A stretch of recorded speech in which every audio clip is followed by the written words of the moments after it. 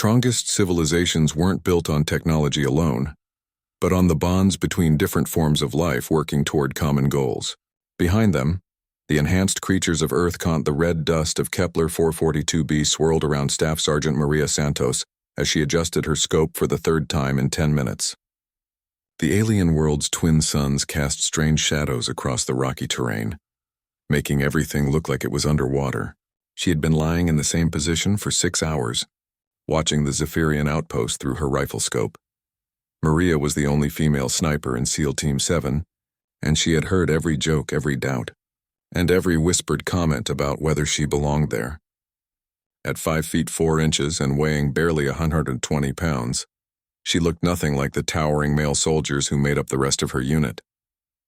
But her hands were steady, her eyes were sharp, and her patience was endless. The mission was supposed to be simple. Intelligence reports said the Zephyrian base was lightly defended with maybe a dozen guards. The team would go in, retrieve the stolen human technology, and get out before the main Zephyrian fleet arrived. Maria's job was overwatch, providing sniper support from a ridge 2 kilometers away. Through her scope, she could see her teammates moving into position. Lieutenant Commander Jackson led the assault team, followed by petty officers Rodriguez, Kim, and Murphy. They were good men, the best of the best, but Maria had noticed how they treated her differently. They were polite, respectful even, but she could feel their doubt. In their minds, she was still proving herself. The Zephyrians were reptilian creatures standing about 7 feet tall with thick, scaly skin that could deflect most small arms fire. Their technology was advanced, but they relied heavily on energy shields and plasma weapons. Human kinetic weapons, especially high-powered rifles like Maria's, could punch through their defenses if placed correctly. She watched through her scope as Jackson's team approached the outer perimeter. The base looked exactly like the intelligence photos, a series of domed structures connected by covered walkways. The Zephyrians had chosen their location well, on a plateau surrounded by steep cliffs on 3 sides. The only approach was from the front across open ground. Maria's earpiece crackled to life. "Overwatch, this is Alpha Leader. We're in position. Count 12 hostiles just like Intel said. Beginning approach. Copy, Alpha Leader. I have eyes on. All clear from my position." She watched as the 4-man team moved across the rocky ground, using every bit of cover they could find. The Zephyrians seemed relaxed, not expecting trouble on this remote world. 2 guards stood at the main entrance, their plasma rifles held casually at their sides. That should have been the first warning sign. Maria had studied Zephyrian tactics extensively, and they never left an important installation with such light security. She swept her scope across the surrounding area, looking for anything out of place. The attack came from nowhere. Suddenly, the ground around Jackson's team erupted in plasma fire. Hidden weapon emplacements rose from concealed positions, and Zephyrian soldiers poured out of underground bunkers that hadn't shown up on any scan. It was a trap, and her teammates were caught in the middle of it. "Contact! Contact!" Jackson's voice shouted over the radio. "We're taking heavy fire. Multiple hostiles, at least 40, maybe more." Maria's training kicked in. She acquired her first target, a Zephyrian operating a heavy plasma cannon that was pinning down Rodriguez behind a boulder. The range was just over 2 kilometers, with a crosswind that kept shifting as the alien atmosphere played tricks with the air currents. She adjusted for wind, elevation, and the slightly lighter gravity of Kepler 442b.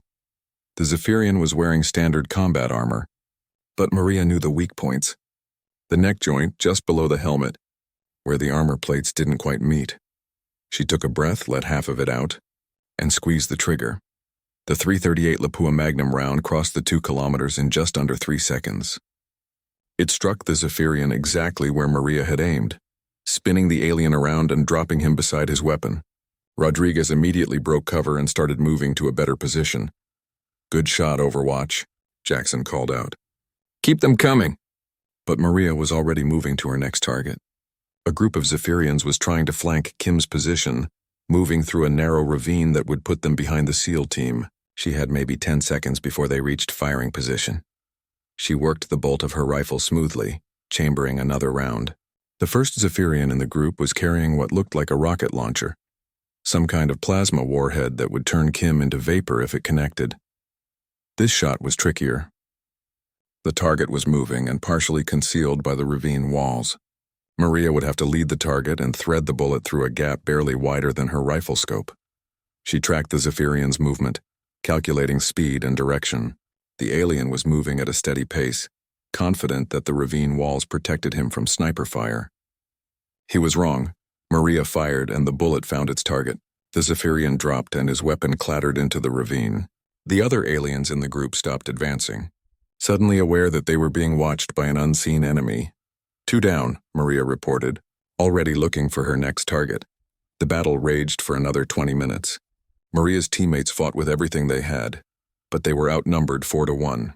She provided what support she could, picking off targets whenever she had a clear shot. But the range and the chaos of combat made precision difficult. Then Jackson's voice came over the radio, tight with pain.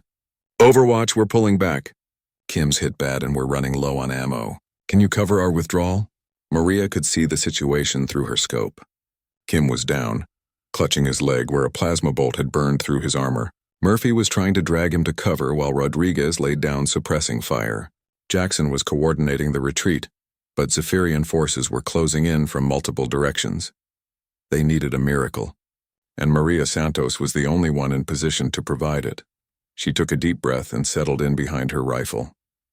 The next few minutes would determine whether her teammates lived or died, and whether all those doubts about her abilities were justified. The Zephyrians had underestimated the human female lying on the ridge 2 kilometers away. They were about to learn that was a fatal mistake, renewed their celebration, their voices joining in harmonies that carried across continents and out into space, announcing to the galaxy that a new kind of civilization had been born. Maria's fingers worked quickly, checking her remaining ammunition. 15 rounds left in her current magazine. With 2 more full magazines in her pack, she would have to make every shot count. Through her scope, she could see the Zephyrian forces moving to surround her teammates. They moved with the confidence of predators closing in on wounded prey. The aliens had fought humans before, but always in large-scale battles where their superior numbers and technology gave them the advantage. They had never faced a single human sniper with the skill to reach out and touch them from 2 kilometers away. Jackson's team was trapped in a small depression surrounded by rocks, about 50 meters from the base entrance.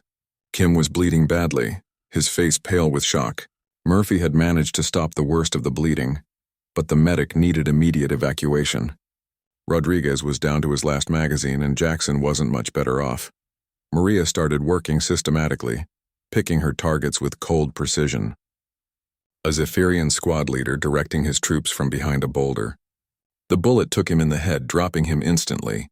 His squad hesitated, confused by the sudden loss of command.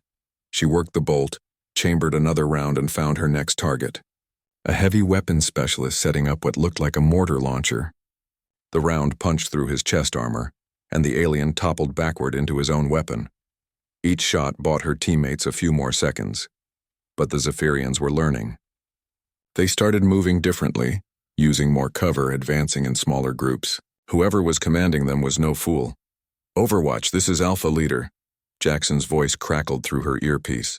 "We're going to try to reach the extraction point. Can you keep them busy?" Maria looked through her scope at the extraction point, a flat area about half a kilometer from the base where their ship would land. To reach it, her teammates would have to cross 200 meters of open ground while under fire from at least 30 Zephyrian soldiers. Negative, Alpha Leader. Too much open ground. You'll never make it? We don't have a choice. Kim's bleeding out and we're almost out of ammo. Maria studied the battlefield through her scope, her mind racing.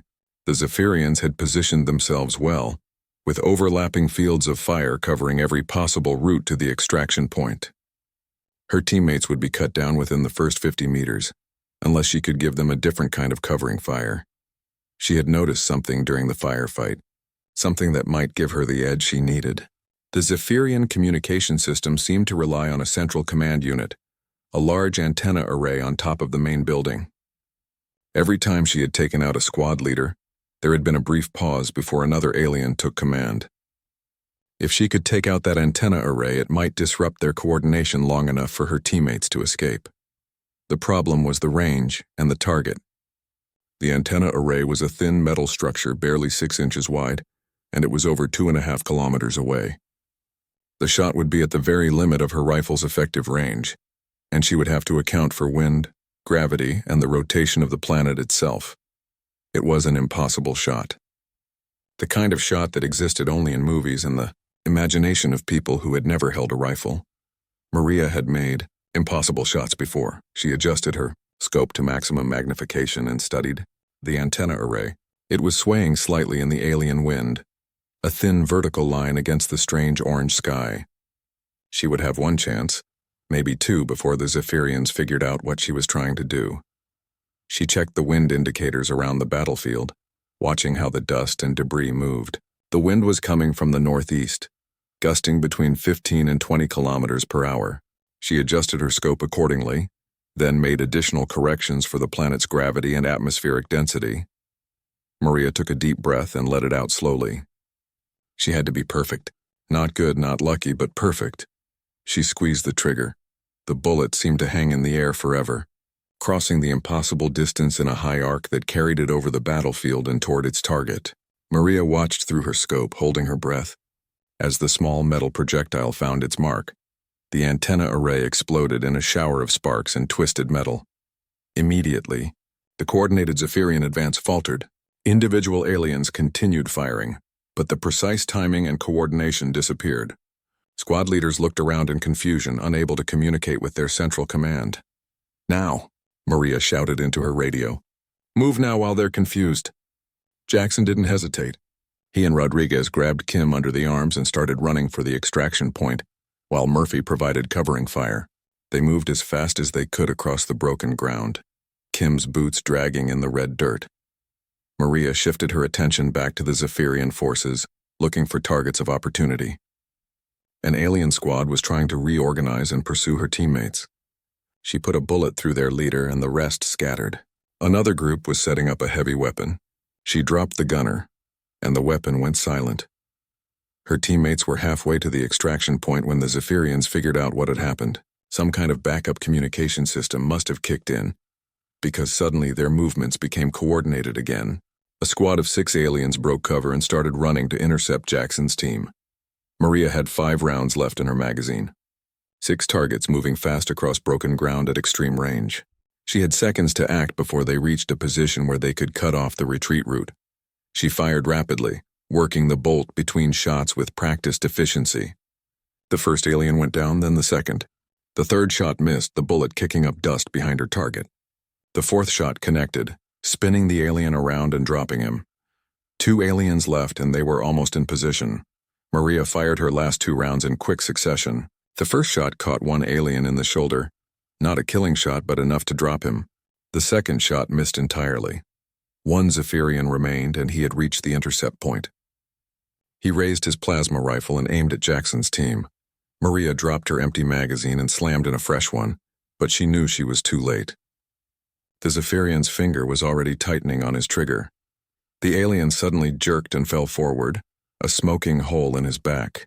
Rodriguez had managed to put a burst from his rifle into the Zephyrian just before the alien could fire.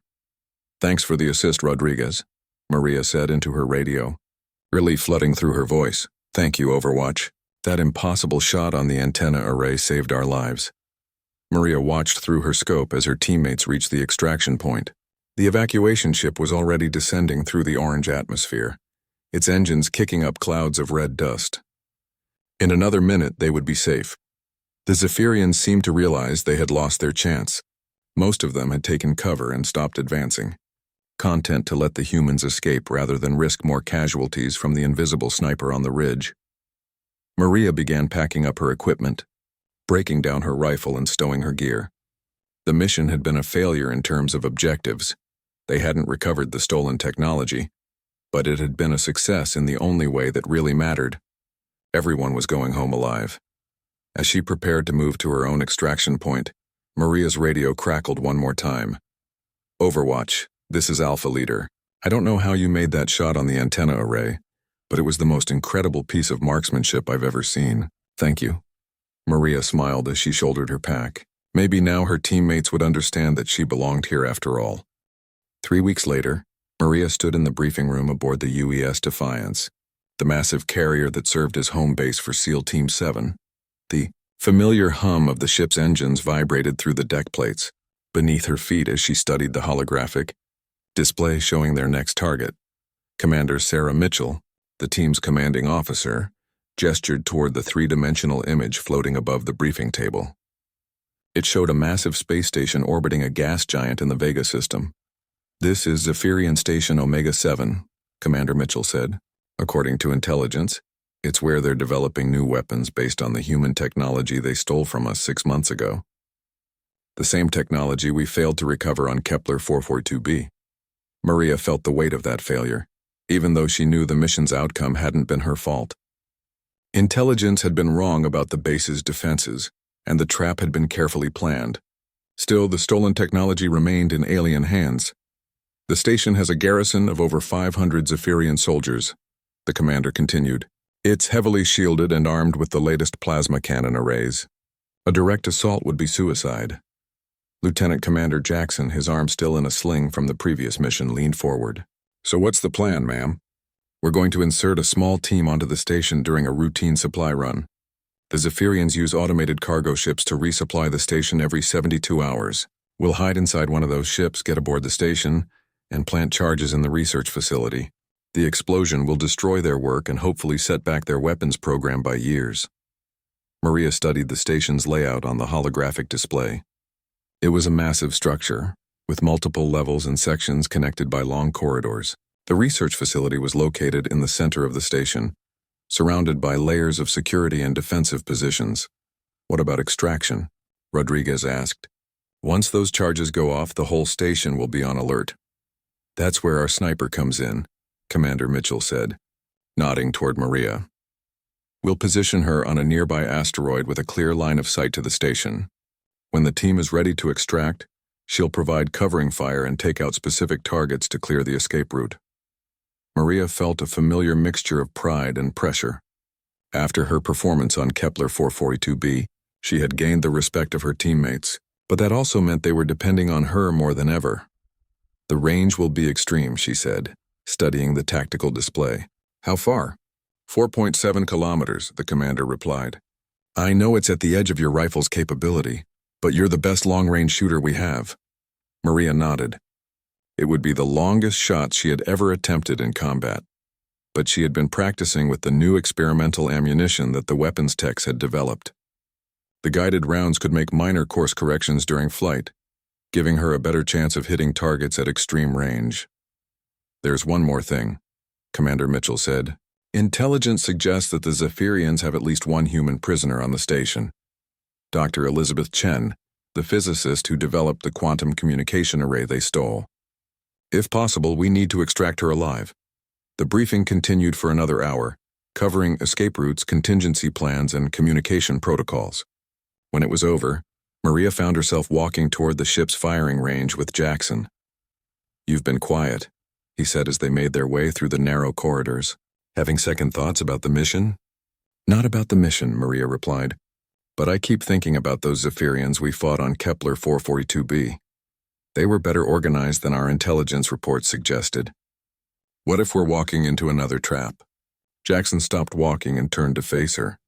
His expression was serious. "Santos, I've been leading SEAL teams for 8 years, and I've never seen marksmanship like yours. That shot you made on the antenna array shouldn't have been possible. If we do walk into a trap, I can't think of anyone I'd rather have watching our backs."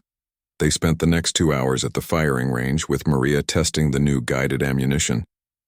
The rounds were larger than her usual .338 Lapua Magnum cartridges, and they required a special modification to her rifle's barrel. The bullets contained tiny gyroscopes and micro-thrusters that could adjust their flight path based on targeting data transmitted from her scope. At 3 kilometers, she was able to hit a target the size of a dinner plate 9 times out of 10. At 4 kilometers, her accuracy dropped to about 60%. At the maximum range of 4.7 kilometers, she managed to hit the target 3 times out of 10 attempts. "It'll have to be enough," she muttered, cleaning her rifle after the practice session. The next day, they departed for the Vega system aboard a stealth ship designed to look like a civilian freighter. The journey took 6 days, during which Maria spent hours studying the station's layout and planning her shots. She memorized the locations of weapons emplacements, guard posts, and critical systems that she might need to target. The asteroid field around Vega's gas giant provided perfect cover for their approach. Their pilot, Chief Petty Officer Williams, expertly maneuvered the ship through the floating rocks until they found a suitable asteroid about 5 kilometers from the station. "This is as close as I can get without being detected," Williams said. "The asteroid has enough metal content to mask our signature, but you'll need to set up on the surface for the best line of sight." Maria suited up in her EVA gear and made her way to the airlock. In the vacuum of space, she would have to account for different factors than atmospheric shooting. No wind, but also no air resistance to slow the bullet's flight. The microgravity would affect the trajectory, and she would have to be careful about the recoil from her rifle, potentially pushing her off target. She established her position on a flat section of the asteroid's surface, using magnetic clamps to anchor herself and her equipment. Through her scope, the station looked like a small city floating against the backdrop of the gas giant's swirling clouds. Her teammates had successfully infiltrated the station 12 hours earlier, hidden inside a cargo container. According to the mission timeline, they should be placing the charges in the research facility right now. Maria's earpiece crackled with Jackson's voice. "Overwatch, this is Alpha Leader.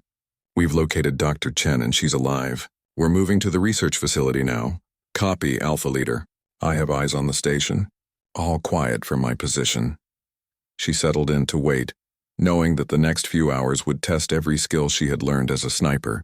In the cold vacuum of space, with her teammates' lives depending on her accuracy, Maria Santos prepared to take the longest shots of her career. The Zephyrians were about to learn that humans could reach out and touch them across impossible distances, even in the depths of space. Maria had been in position for 3 hours when everything went wrong. The explosion that ripped through the station's research section was premature, sending debris and atmosphere venting into space through a massive hole in the station's hull. Emergency lights began flashing across the structure's surface, and Maria could see Zephyrian soldiers rushing to battle stations.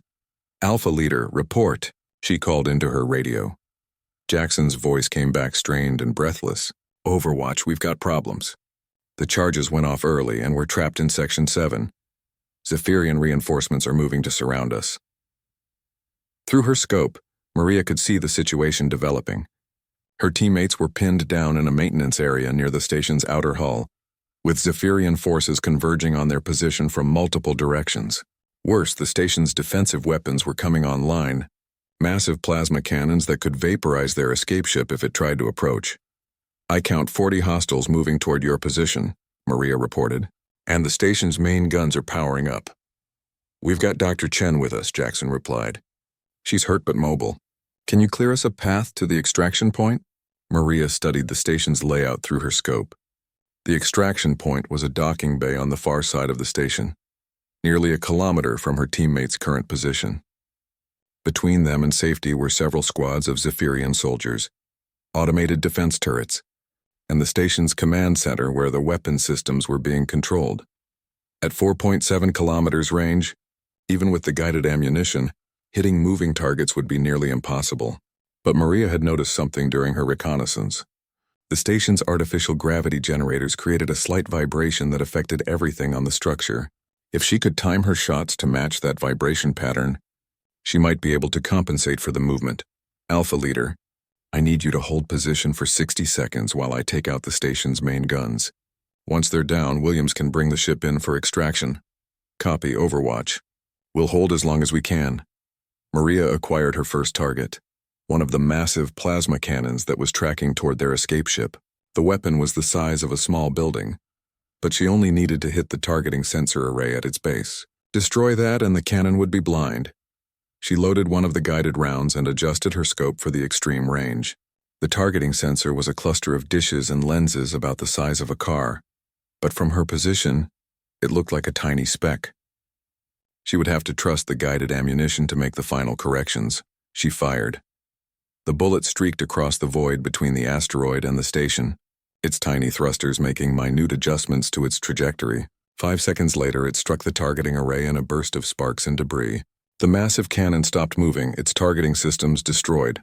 "First gun down," Maria reported, already working the bolt to chamber another round.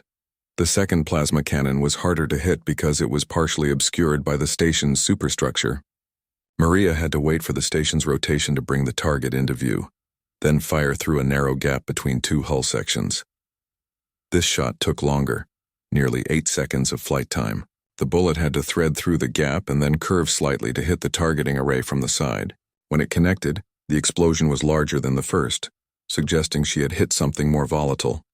Second gun down. Williams, you're clear to approach. Roger, overwatch. Beginning our run now. But Maria's attention was already focused on her teammate's immediate problem. Through her scope, she could see Zephyrian soldiers moving through the station's corridors toward their position. The aliens moved in tactical formation, using cover and advancing by squads. They knew humans were aboard their station and they were taking no chances. The first squad was approaching Jackson's position through a main corridor. Maria could see them through a large viewport moving in single file. She had maybe 10 seconds before they reached the intersection where her teammates were hiding. She fired, and the lead Zephyrian dropped.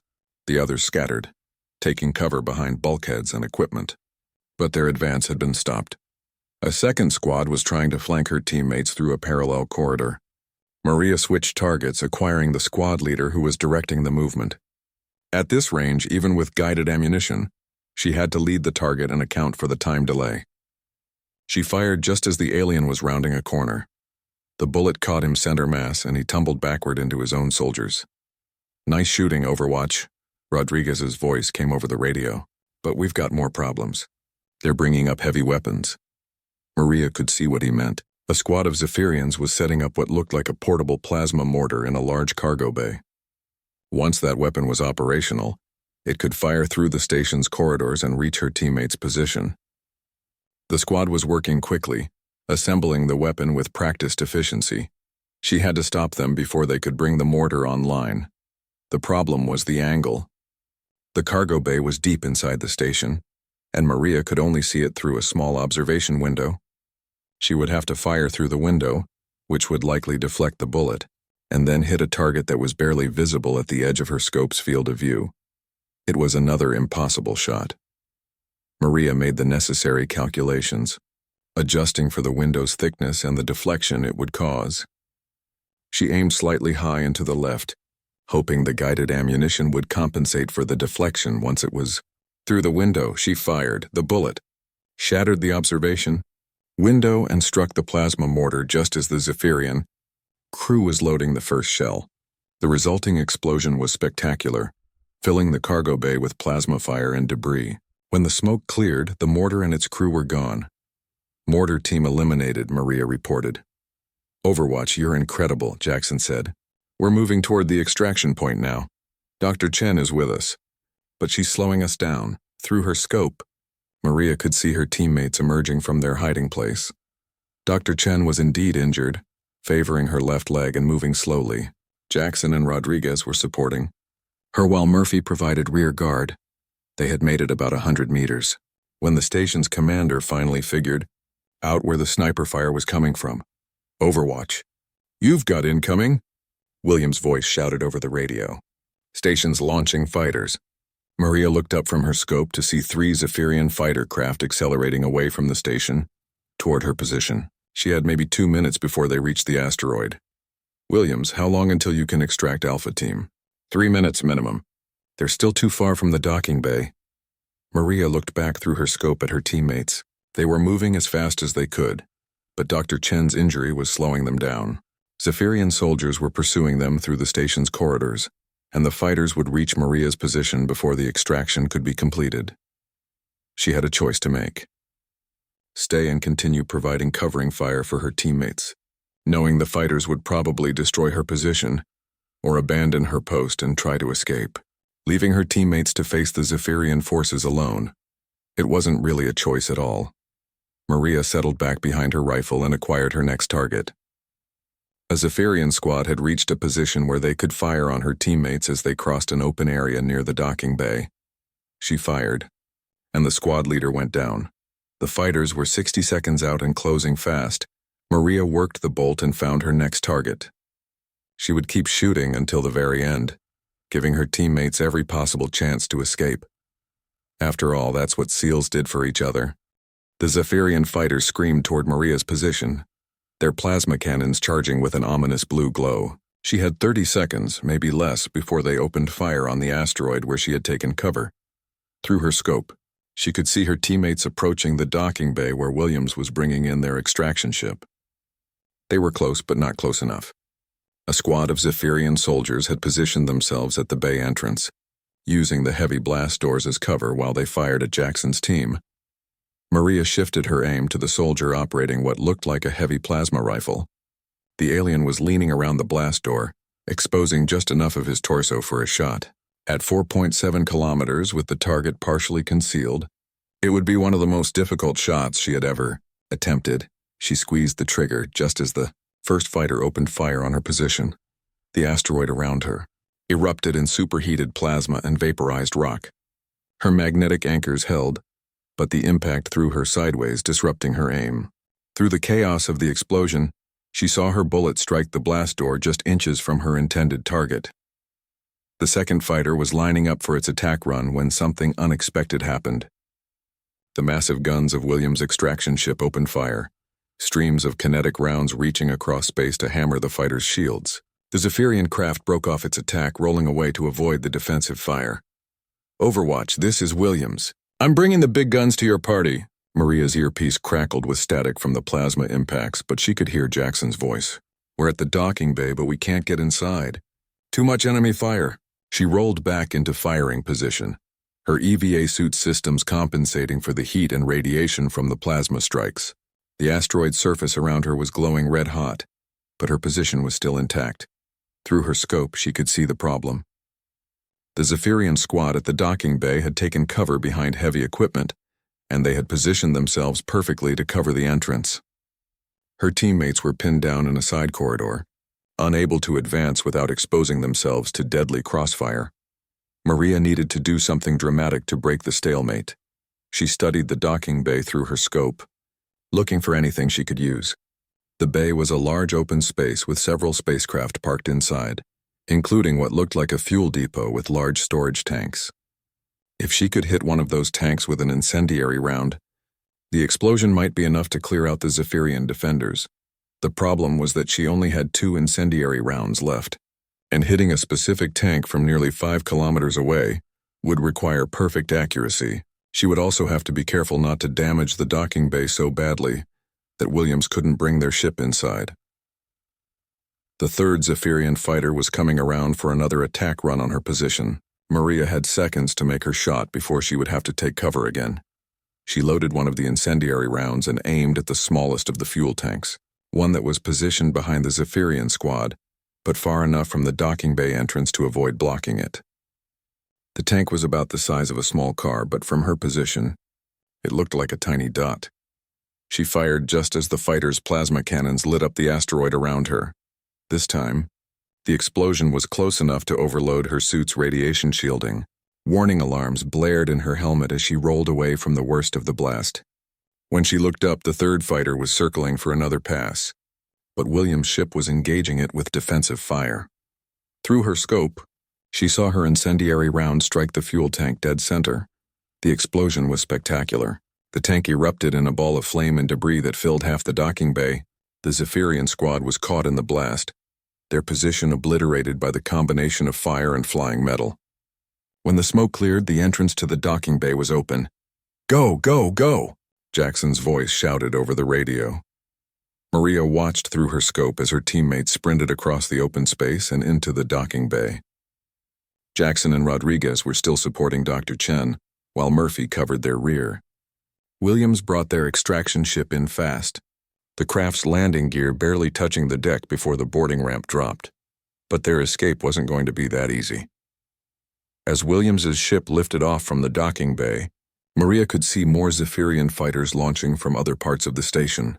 6 more fighters moving to intercept the extraction ship before it could reach the safety of the asteroid field.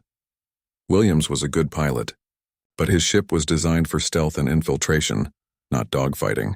Against 6 fighters, he wouldn't stand a chance. Maria made a decision that would have seemed impossible an hour earlier. She was going to provide air support for a spaceship dogfight using a sniper rifle. The lead Zephyrian fighter was moving to intercept Williams' ship, angling for a shot that would disable the engines. Maria tracked the fighter through her scope, leading it like she would any moving target. The difference was that this target was moving at several hundred meters per second and changing direction constantly. She waited for the fighter to level out for its attack run, then fired. The guided round streaked across space and struck the fighter's port engine. The alien craft spun out of control, venting atmosphere and debris as it tumbled toward the gas giant below. The other fighters immediately began evasive maneuvers, realizing they were under fire from an unknown source. Maria had surprised them, but she wouldn't get another easy shot. The second fighter came in from a different angle, trying to get behind Williams's ship. Maria led the target and fired, but the pilot was jinxing his craft, rolling and turning unpredictably. Her shot missed by several meters. Williams was doing his best to evade, but the extraction ship was too slow and ungainly to outmaneuver the fighters. One of them got a clean shot, plasma bolts striking the ship's starboard side and overloading the shields, taking damage. Williams reported, "Shield generators are down and I'm losing engine power." Maria could see the situation deteriorating rapidly. Williams' ship was damaged and slowing down, while 5 Zephyrian fighters circled like sharks. In another minute, they would close in for the kill.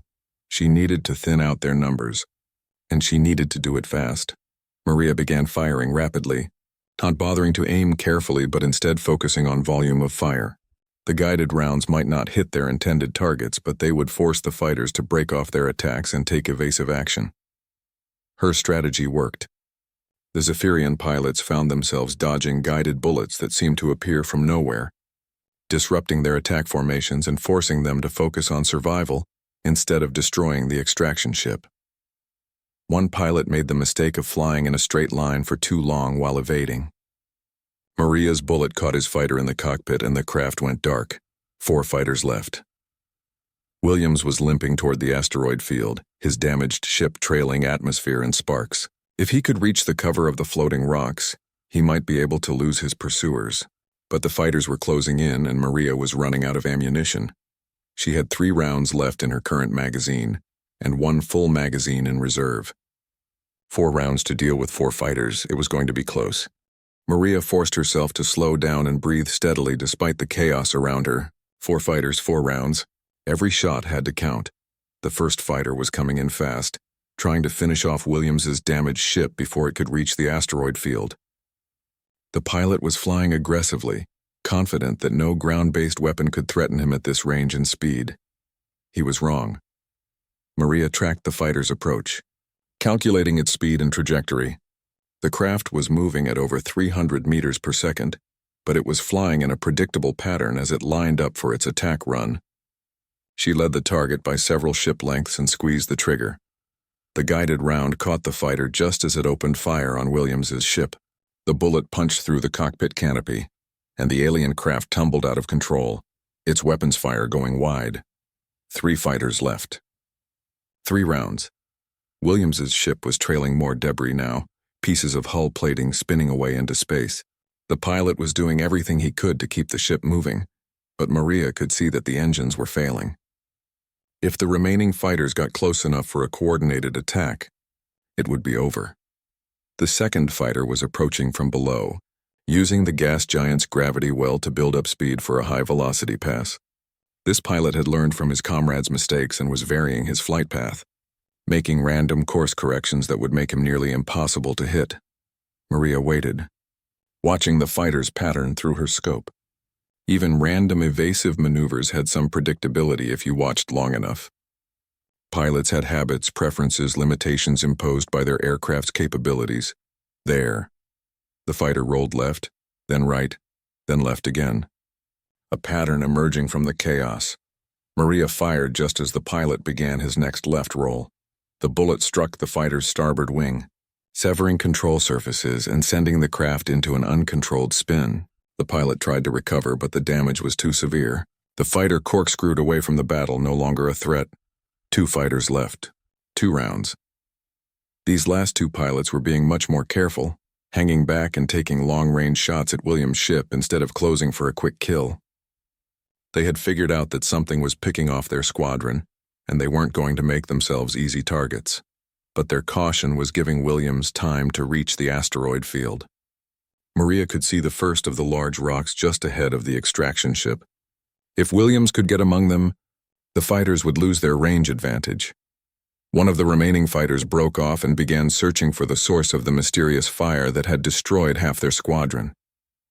The pilot was smart, backtracking along the trajectory of the last few shots. Trying to locate Maria's position, through her scope, she could see the fighter's sensors sweeping across the asteroid field. It was only a matter of time before they found her. Maria made a choice. Instead of taking a defensive position, she would eliminate this threat before it could reveal her location to its wingman. The fighter was moving slowly now, scanning each asteroid carefully. It was still over 4 kilometers away, but it wasn't taking evasive action. The pilot was confident that he was outside the range of any infantry weapon. Maria lined up her shot, aiming for the fighter's sensor array just below the cockpit. If she could blind the craft, it would be helpless. She fired. The guided round streaked through space and found its target. The fighter's sensors exploded in a shower of sparks and debris, leaving the pilot flying blind. The craft immediately veered away, no longer able to search for threats. One fighter left. One round. The last Zephyrian pilot was making a final desperate attack on Williams's ship, which had almost reached the safety of the asteroid field.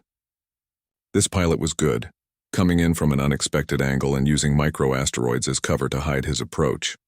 Williams's ship was barely holding together. The engines were sputtering, and Maria could see atmosphere venting from multiple hull breaches. The extraction ship wouldn't survive another direct hit. The fighter emerged from behind a large asteroid, plasma cannons charging for a killing shot. Williams tried to turn away, but his damaged ship responded sluggishly. Maria had one shot to save her teammates.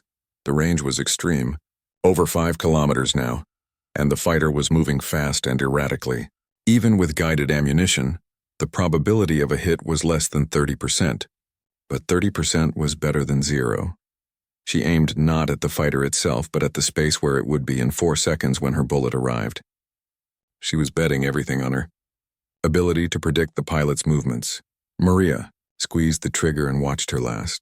Guided round streak through space, the bullet seemed to take forever to reach its target. 4 seconds stretched into eternity as Maria watched through her scope, knowing that her teammates' lives depended on this single shot. The fighter was lining up its attack run, plasma cannons glowing bright blue as they charged to full power. Williams' ship was dead ahead, helpless and unable to maneuver. At the last possible second, Maria's bullet found its mark. The round struck the fighter's primary weapon system just as the pilot pressed his trigger. Instead of firing at Williams' ship, the plasma cannons exploded in a chain reaction that tore the fighter apart from the inside out. Target destroyed, Maria reported, watching the debris scatter across space. Williams' ship limped into the asteroid field and disappeared behind a large rock. A few minutes later, his voice came over the radio, weak but relieved. "Overwatch, this is Williams. We're safe among the rocks, and I think I can get the engines working well enough to reach the rendezvous point." Outstanding shooting out there. Maria allowed herself a small smile as she began packing up her equipment. She was out of ammunition and her position was compromised, but her teammates were safe. "The mission was a success, Alpha Leader. This is Overwatch. What's your status?" Jackson's voice came back strong and confident. "All team members accounted for, including Dr. Chen. She's injured but stable. We destroyed the research facility and recovered critical intelligence about their weapons program. Mission accomplished." As Maria prepared to move to her own extraction point, she reflected on the impossible shots she had made during the battle. Hitting moving targets at extreme range, providing air support with a rifle, taking out spacecraft with guided ammunition. Any one of those feats should have been impossible. But humans had a talent for doing impossible things when their friends' lives were on the line. The Zephyrians had learned a hard lesson today. They had underestimated not just Maria's marksmanship, but humanity's willingness to go to any lengths to protect their own. It was a mistake they wouldn't make again.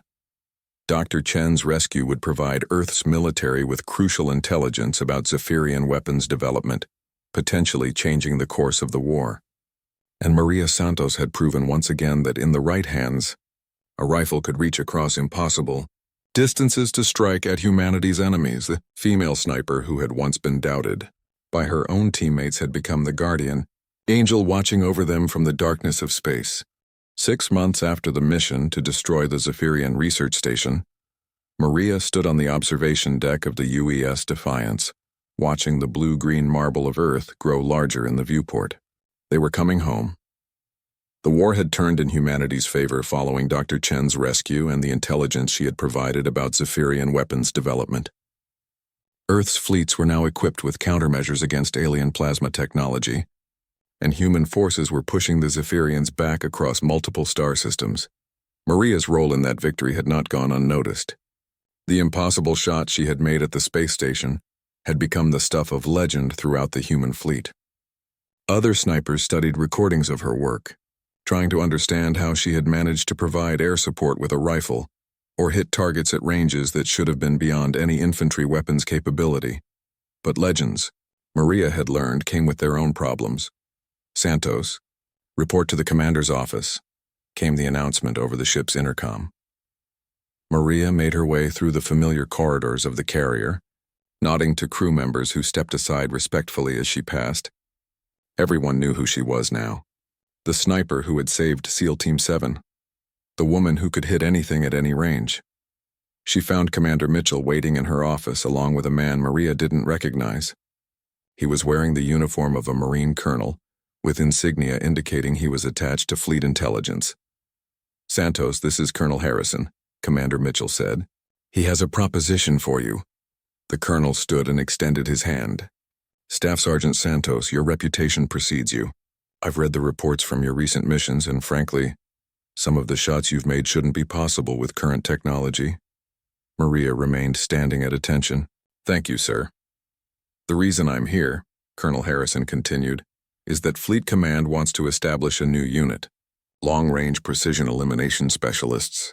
Snipers who can operate at extreme distances in any environment. Planetary surface, 0G, even underwater if necessary." He activated a holographic display showing various alien worlds and space installations. "The war is evolving, Santos. We're fighting battles across dozens of star systems, often in environments where traditional tactics don't apply.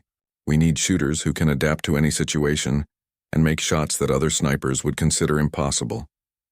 Maria studied the display, seeing ice worlds, gas giant stations, asteroid mining facilities, and other hostile environments where human forces were engaged with alien enemies. "You want me to train other snipers?" she said. "More than that," Colonel Harrison replied. "We want you to lead them. The unit would be called the Precision Engagement Group, and you would have the rank of gunnery sergeant and complete operational autonomy. You'd handpick your team members and develop new tactics for extreme-range combat." Commander Mitchell leaned forward. "It's a huge opportunity, Santos. You'd be writing the book on long-range space combat." Maria considered the offer, leading her own unit, training the next generation of human snipers, developing new techniques that could give humanity an edge in the ongoing war. It was everything she could have hoped for when she first joined the military, but there was one thing that troubled her. "What about SEAL Team 7? She asked. "Who's going to provide overwatch for them?" Colonel Harrison smiled. "That's exactly the kind of loyalty we're looking for in a unit commander. Don't worry about Team 7. We're assigning them a pair of snipers who have been training with your techniques. They'll be in good hands." 3 weeks later, Maria found herself on a military training facility orbiting Mars, watching as the first class of Precision Engagement Group candidates struggled with shots that she now considered routine. The students came from every branch of the human military: Marines, Navy SEALs, Army Rangers, even some civilian law enforcement officers who had proven themselves in combat against alien raiders. All of them were excellent marksmen by normal standards, but none of them had experience with the extreme ranges and impossible conditions that Maria was teaching them to master. At 6 kilometers, "You're not just fighting the target," Maria explained to the class. "You're fighting physics itself. Gravity, atmospheric pressure, planetary rotation. Even quantum effects start to matter at these ranges." She demonstrated with a shot at a target 7 kilometers away, placed on the surface of Mars below their orbital facility. The guided ammunition allowed for some course correction, but the shooter still had to account for dozens of variables that could throw off the shot. Her bullet found its mark, dead center. "How?" asked Lieutenant Sarah Kim, one of the Marine snipers in the class. "I've made all the same calculations, but my shots keep drifting left." Maria called up a holographic display showing the bullet's trajectory. You're forgetting about the Coriolis effect from the planet's rotation. At this range and with this flight time, the surface is moving relative to your firing position. You have to lead the target not just for its own movement, but for the movement of the ground it's sitting on. The students spent the next 6 hours practicing that single concept, learning to account for planetary motion in their shooting calculations. It was the kind of detail that most snipers never had to consider. But at extreme ranges, every variable mattered. Over the following months, Maria developed training protocols that pushed the boundaries of what human marksmen could achieve. Her students learned to shoot in zero gravity, accounting for Newton's laws of motion and the recoil that could send them spinning away from their targets. They practiced engaging moving spacecraft, calculating intercept courses for targets traveling at hundreds of meters per second. Most challenging of all, they learned to shoot through different atmospheres and even vacuum, understanding how each environment affected bullet trajectory and behavior. Not all of the students made it through the program. About half washed out in the first month, unable to adapt to the precision and patience required for extreme-range shooting. But those who remained became something new in human military history, snipers who could engage targets across impossible distances in any environment. The first operational deployment of the Precision Engagement Group came during the Battle of Wolf 359, where human forces were attempting to retake a star system that had been under Zephyrian control for 2 years. Maria and her team were positioned on asteroids throughout the system, providing overwatch for multiple assault teams simultaneously. When the human fleet engaged the Zephyrian defense platforms, Maria's snipers were there to eliminate key targets that the larger guns couldn't hit. Communication arrays, shield generators, weapon control systems. They took shots across millions of kilometers of space, using specially modified rounds that could travel for hours before reaching their targets. The battle was won, in large part, because of the precision elimination of critical Zephyrian systems. Enemy commanders found themselves blind and unable to coordinate their defenses, while human forces struck with surgical precision at exactly the right moments. After the victory at Wolf 359, reports began coming in from other star systems. Zephyrian forces were changing their tactics, no longer concentrating their assets in large installations. They had learned that humans could reach out and touch them across impossible distances, and they were adapting accordingly. "We've changed the nature of warfare itself," Colonel Harrison told Maria during a briefing aboard the fleet flagship. "The Zephyrians are having to completely rethink their military doctrine because of what you and your snipers have accomplished." Maria nodded, but she was already thinking about the next challenge. The aliens were adapting, which meant humans would have to adapt as well. She was working on new techniques, longer ranges, more difficult shots that would keep pushing the boundaries of what was possible. As she looked out at the stars through the flagship's observation deck, Maria reflected on how far she had come. From the doubted female sniper trying to prove herself to SEAL Team 7, to the commander of an elite unit that was rewriting the rules of interstellar warfare. The Zephyrians had underestimated humanity's capacity for precision, dedication, and the relentless pursuit of impossible goals. They had learned too late that humans could reach across the void of space itself to protect their own and strike at their enemies, and at the heart of that lesson was a small woman from Earth who had never accepted that any shot was truly impossible. The war was far from over, but Maria Santos and her Precision Engagement Group had given humanity a new weapon in their fight for survival: the ability to strike with perfect accuracy across impossible distances, proving once again that humans would always find a way to protect what they loved, no matter how far they had to reach.